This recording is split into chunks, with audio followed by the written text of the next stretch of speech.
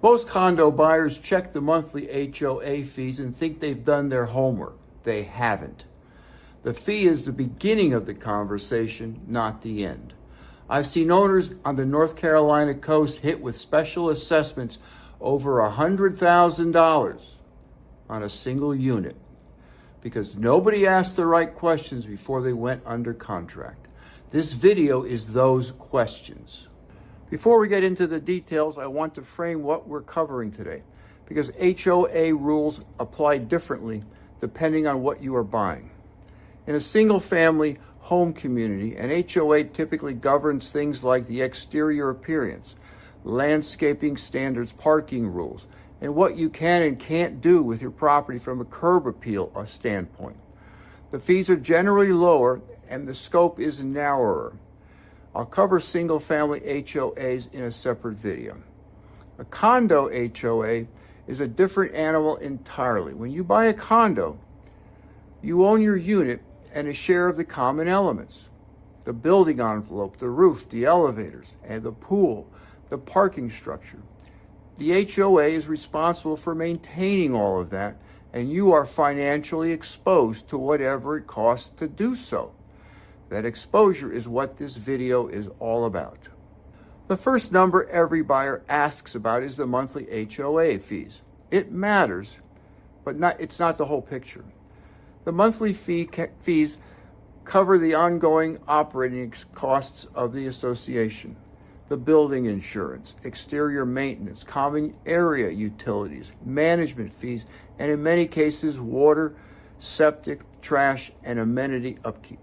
What it does not cover is capital expenditures, major repairs and replacements that go beyond routine maintenance, a new roof, new siding, elevator replacement, repaving the parking structure. Those costs come from the reserve fund.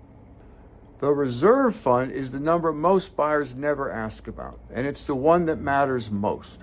A well-run condo association maintains a fully funded reserve, meaning it has enough money set aside to cover anticipated capital expenses without levying additional charges against unit owners.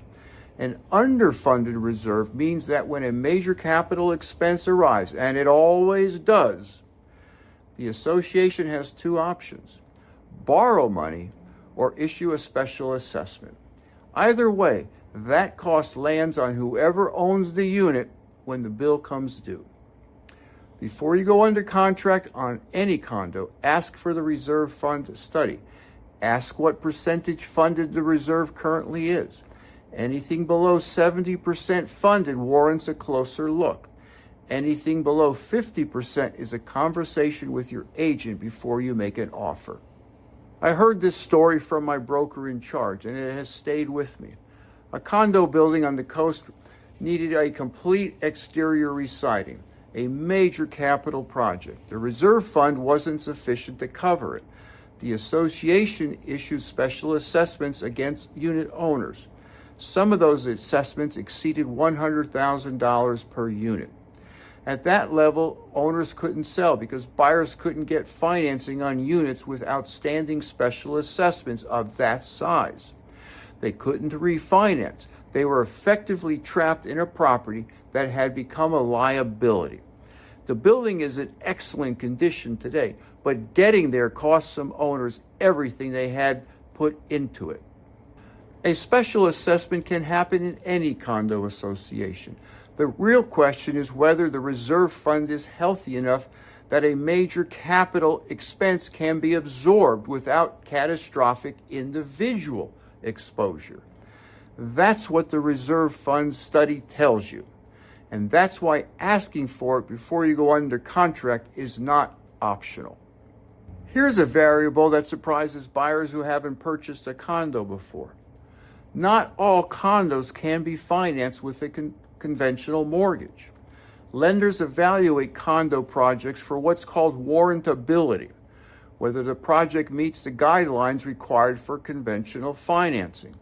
A non-warrantable condo either can't be financed conventionally or requires a portfolio loan at a higher interest rate with a larger down payment. What makes a condo non-warrantable? Several things.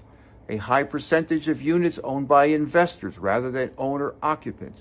A single entity owning too many units in the project. Pending litigation involving the association. Commercial space comprising too large a share of the building. Active special assessments above a certain threshold. The warrantability check is something your agent should do before you make an offer, not after. If a condo is not non-warrantable, you need to know that before you're emotionally invested in the property and before you spent money on inspections and due diligence. I run this check as a standard step for every condo buyer I work with. At this point, most buyers realize that there are more moving parts to this decision than they expected. I moved to Emerald Isle in 2016, and I help people relocate here every day. So I see where people get tripped up when they're trying to make the right call. So I put together a guide that walks through how to think about these decisions, what to look for, what actually matters, and where people tend to get it wrong. If you want that, text the word guide to 919-308-2292, and I'll send it out to you. All right, let's keep going. If rental income is any part of your ownership calculus, the HOA documents are where you find out whether your plan is actually permitted. Condo associations on the North Carolina coast vary widely on rental rules. Some allow unrestricted short-term rentals. Some require a minimum stay, 7 nights, 30 nights, 90 nights. Some prohibit short-term rentals entirely and allow only long-term leases. Some have caps on the total percentage of units that can be rented at any given time. These rules are not negotiable. They're in the governing documents.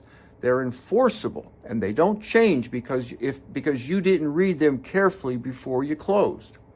If you're buying a condo with the intention of putting it on Airbnb or VRBO, confirm the rental rules in the HOA documents before you make an offer. Not during due diligence, before. What getting right actually looks like in practice. Because it's not complicated. It just requires doing it in the right order. I recently worked with a buyer on a condo purchase here on the Crystal Coast. Before we went under contract, we confirmed the monthly HOA fee and exactly what it covered.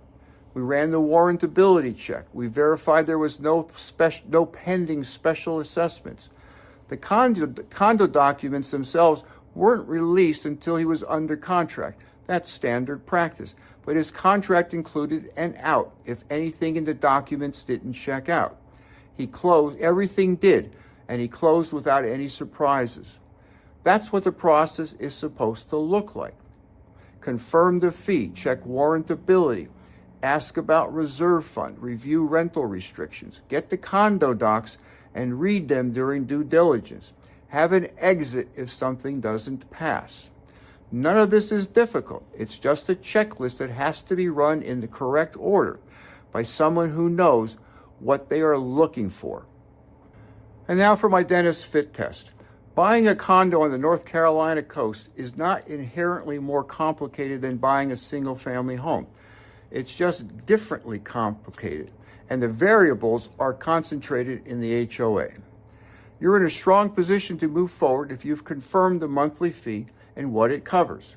You've asked about the reserve fund and gotten a straight answer. You've run the warrantability check. You've reviewed the rental restrictions against your intended use. And you have an agent who treats the condo document review as a standard step rather than an afterthought. You need to slow down if the monthly fee is the only HOA number you've looked at, if nobody has mentioned the reserve fund yet, if you're assuming the rental rules allow what you're planning without having read the documents. These are not obscure details. They're the variables that determine whether your purchase works the way you expect it to. Get them answered before you go under contract, not after. And if you have any questions or you don't know where you stand on any issue, there's a link below to schedule a 30-minute call with me. It's free and you are under no obligations. Have you ever been surprised by an HOA rule or cost on a condo here on the coast or on the mainland? Drop it in the comments. I read every one, and the most common questions become my next videos. And if you want me to cover single-family HOAs next, tell me that too. And if you found anything helpful in this video and you're serious about buying or living in Emerald Isle or anywhere along the North Carolina coast, I have a free, valuable resource for you. Text the word free to 919-308-2292, and I'll send you my book, Live Where You Vacation. It's a deep dive into what it's actually like to live here. Subscribe to join a small but growing community of people who value clarity over hype.